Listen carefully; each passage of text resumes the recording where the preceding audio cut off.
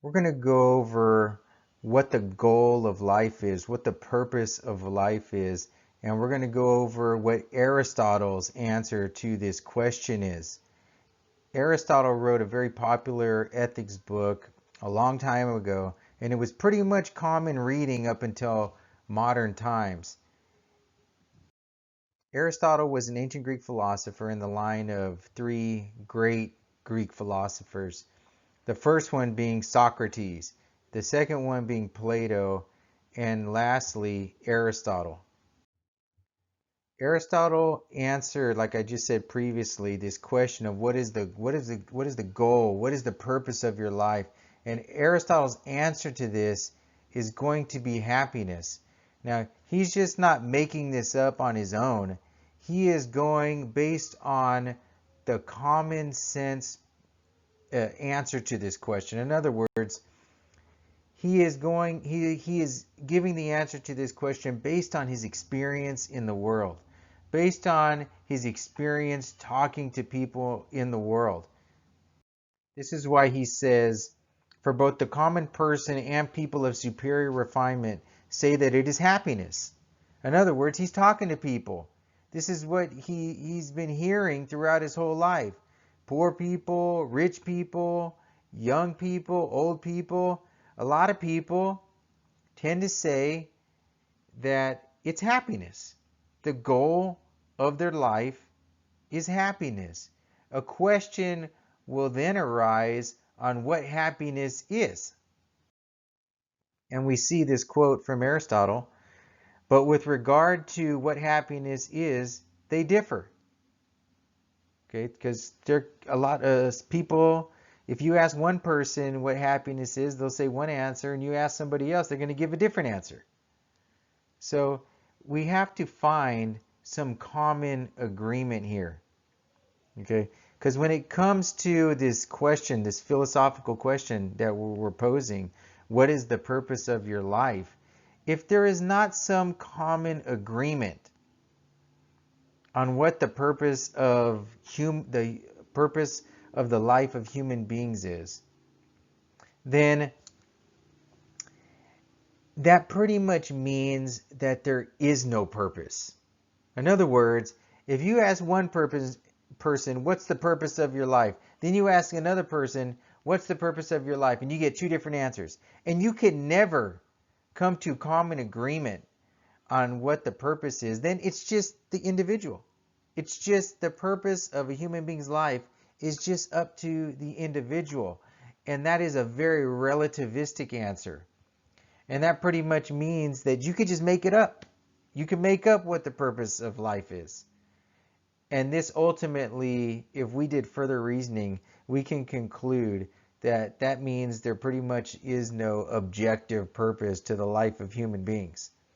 And life, in other words, would be pretty much meaningless. And we're going to see that.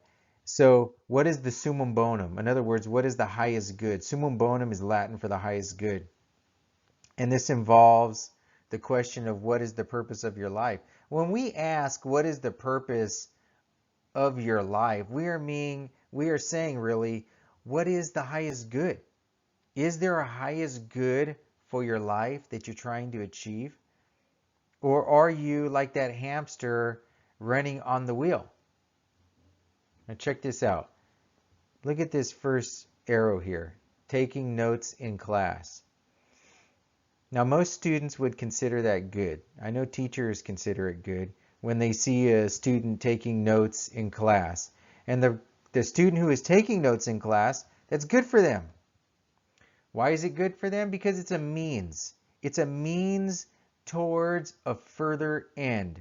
What's the further end? Getting an A on the exam. That's the further end.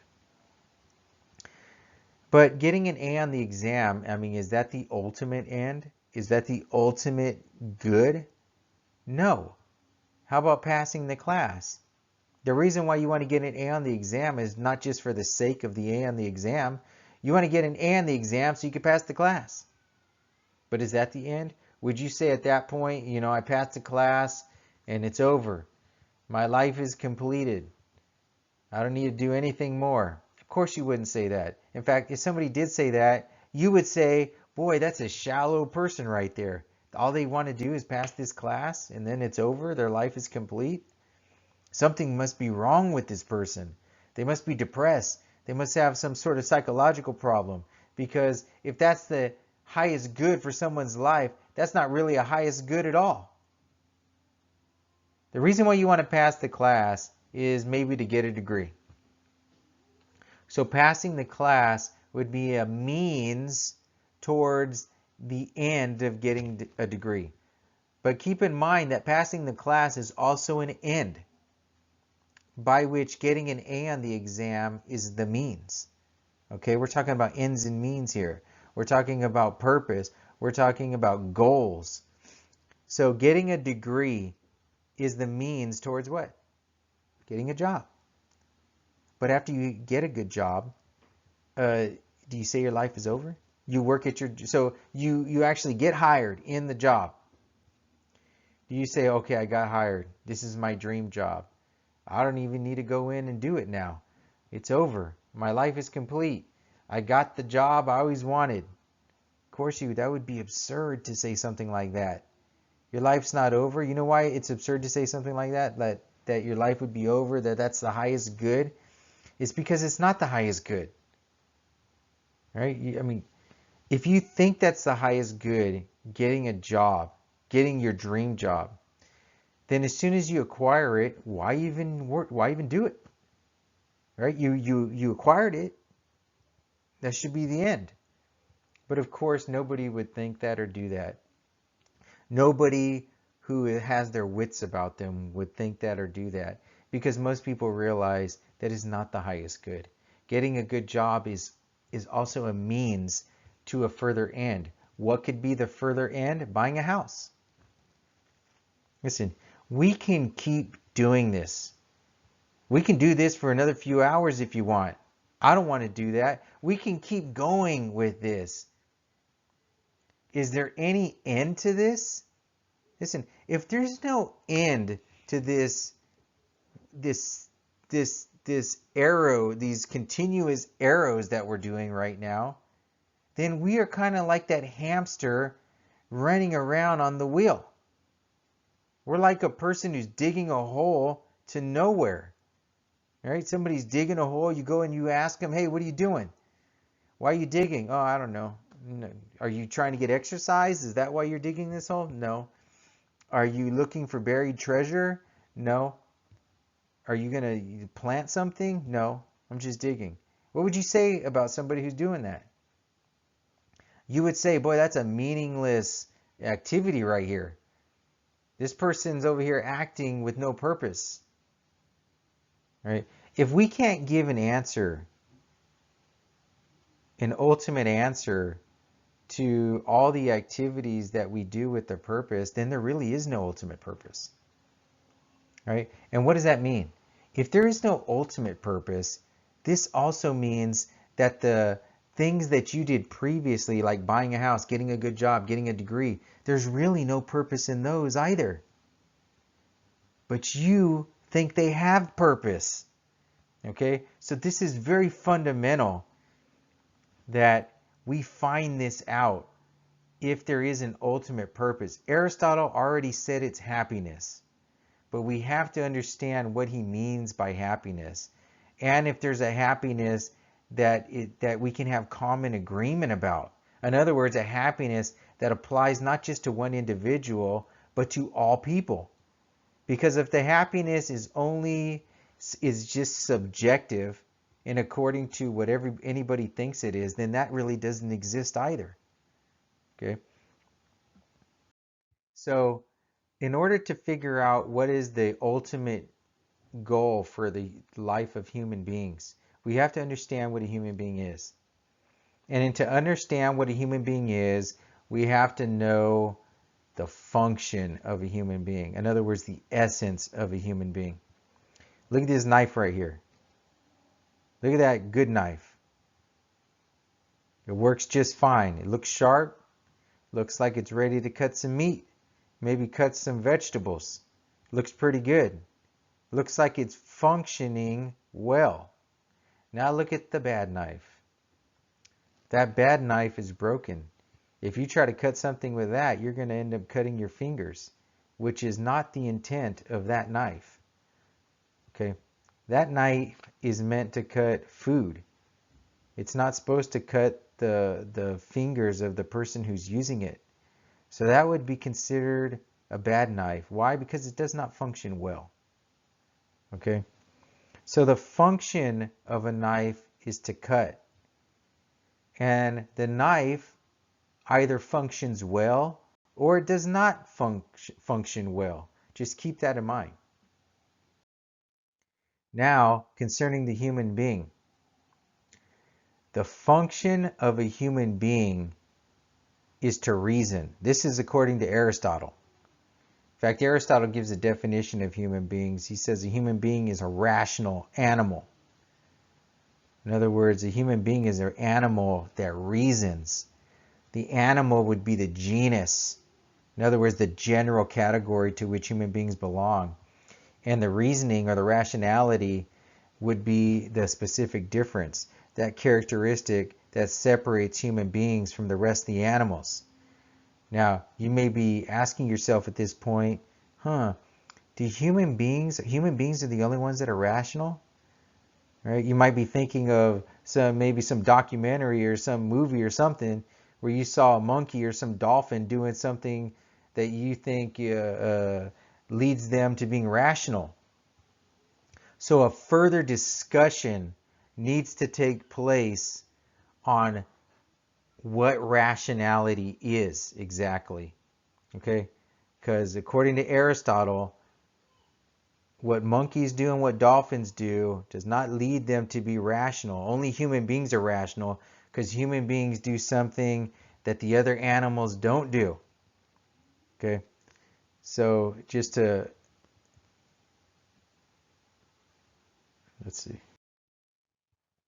just to make the point here, even though we're admitting at this point that that needs to be talked about further, but that would be in a lecture or discussion about the human person.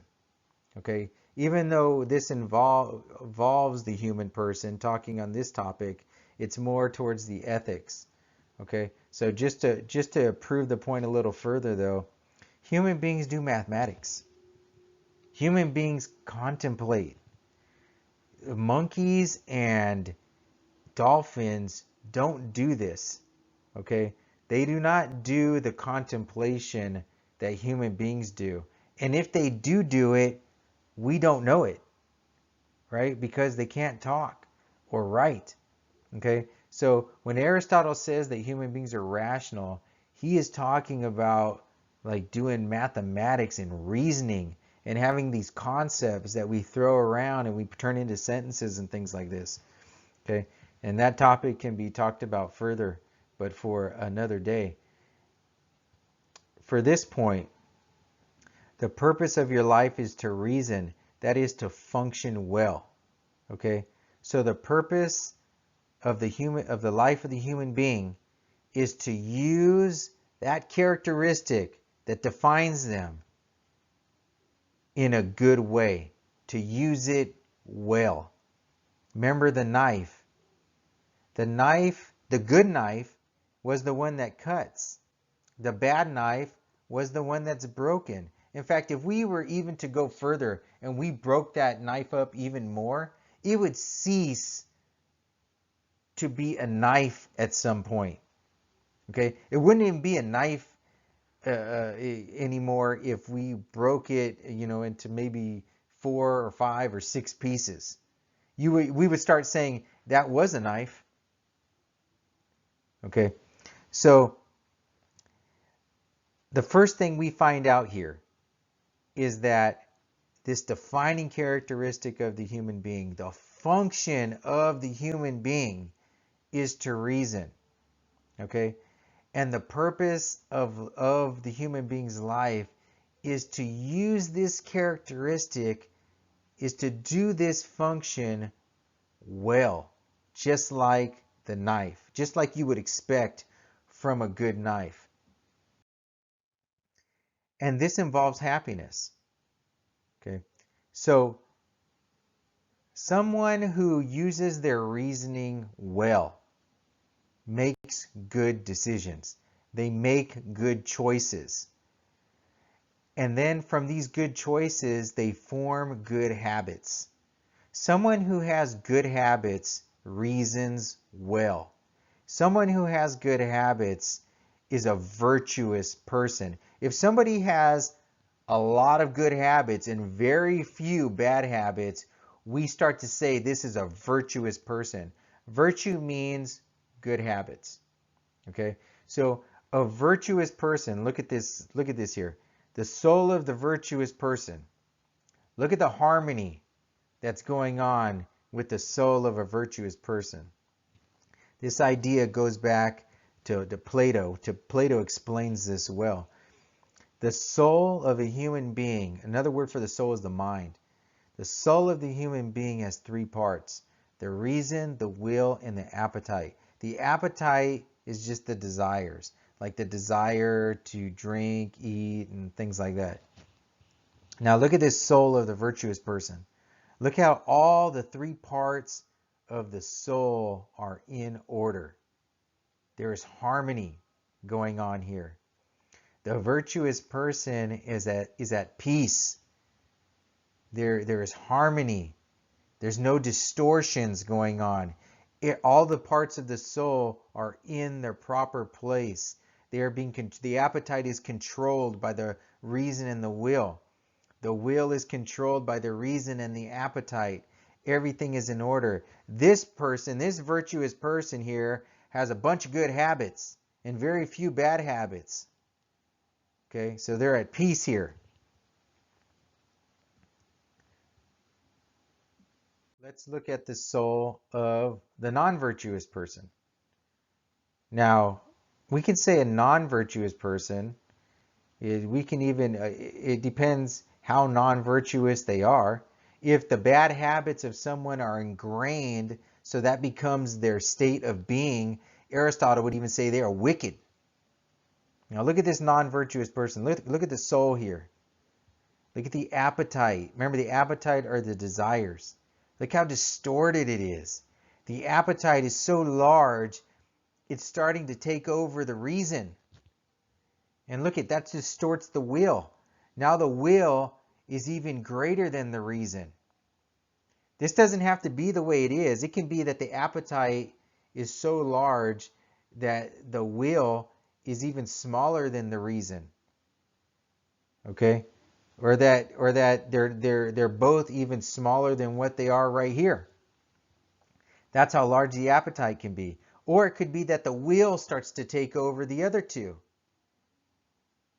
It doesn't matter. Well, it does matter, but the distortion is what matters. Okay? So this person right here that the appetite is so great, it's taking over the will and the reason. Now imagine what this person is like.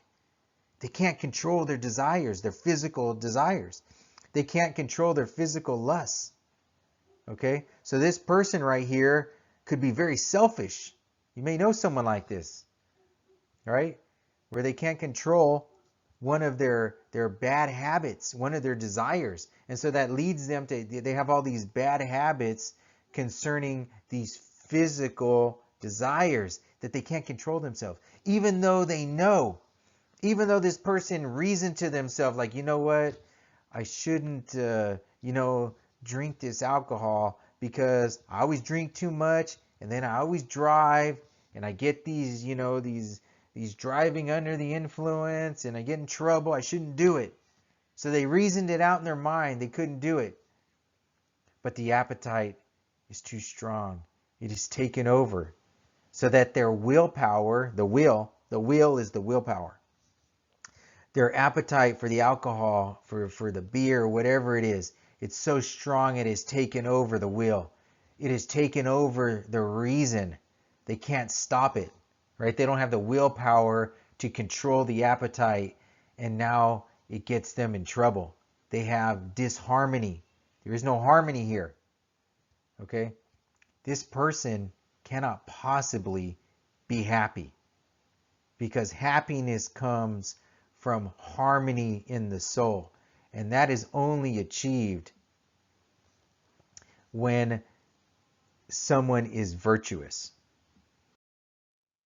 The virtuous person reasons well and is truly happy. Okay? The virtuous person has an abundance of good habits and has very little, if any, bad habits. And this would be this is the ultimate goal for the human being's life.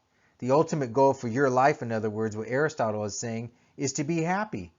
What is it to be happy? To be virtuous. How do you become virtuous? You form a bunch of good habits.